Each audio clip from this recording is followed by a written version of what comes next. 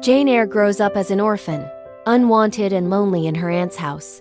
She is quiet, thoughtful, but incredibly strong inside. Even as a small child, she refuses to give up hope. She is sent to Lowood School, where life is harsh and discipline is cruel. Yet Jane discovers friendship, books, and inner courage.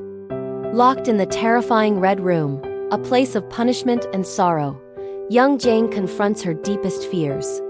It is in this darkness that her spirit first learns to fight back, to endure. The days are cold and the meals meager, but in the shared whispers and quiet moments of solidarity, a community is forged.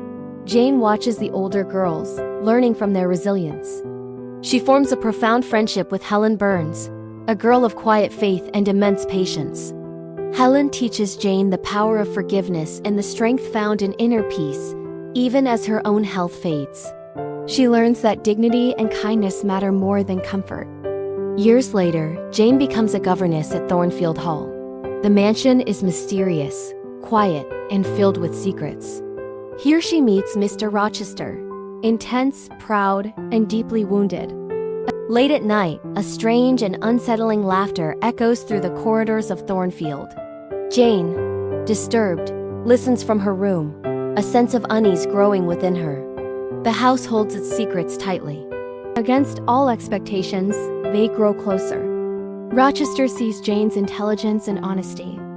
One night, Jane is awakened by the smell of smoke. She rushes to Mr. Rochester's room to find it filled with flames. Without hesitation, she douses the fire, saving his life.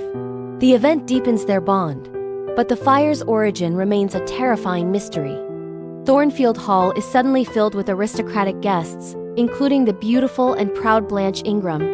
It is clear to Jane that everyone, including Mr. Rochester, expects him to marry her. Forced to watch from the sidelines, Jane observes the courtship between Rochester and Blanche. She feels her own hopes fading, battling feelings of jealousy and heartache, believing her connection with him was just a dream. A mysterious gypsy woman arrives at Thornfield, reading the fortunes of the guests. When she reads Jane's fortune, she seems to know her deepest secrets and feelings, leaving Jane both unnerved and intrigued. The gypsy is later revealed to be Rochester in disguise, a desperate attempt to understand Jane's true heart. Jane is called back to Gateshead, to the deathbed of her Aunt Reed. There she confronts the woman who caused her so much childhood pain.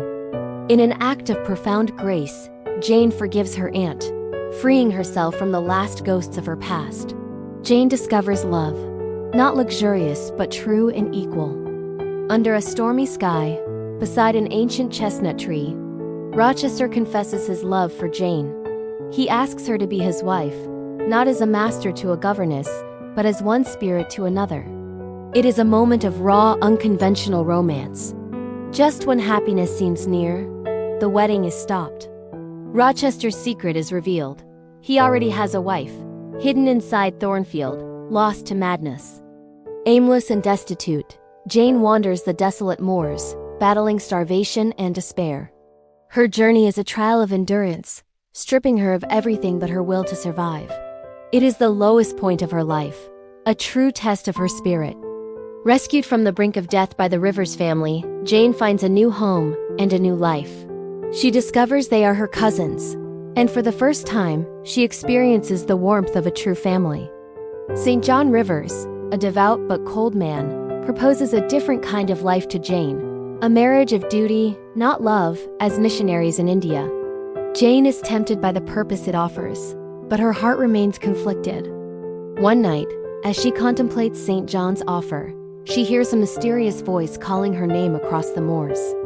It is Rochester's voice, filled with despair. In that moment, she knows she must return to him. Heartbroken, but unbroken, Jane leaves.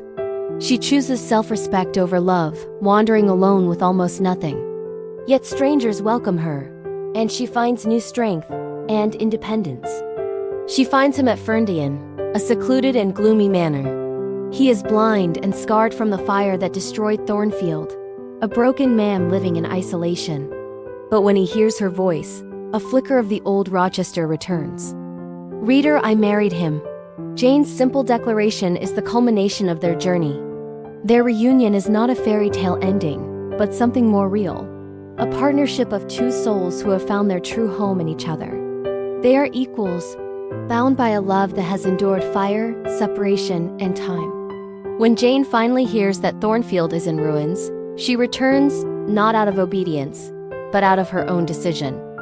There she finds Rochester changed, humbled, wounded, and honest at last. Jane Eyre teaches us that real love begins only when we are true to ourselves.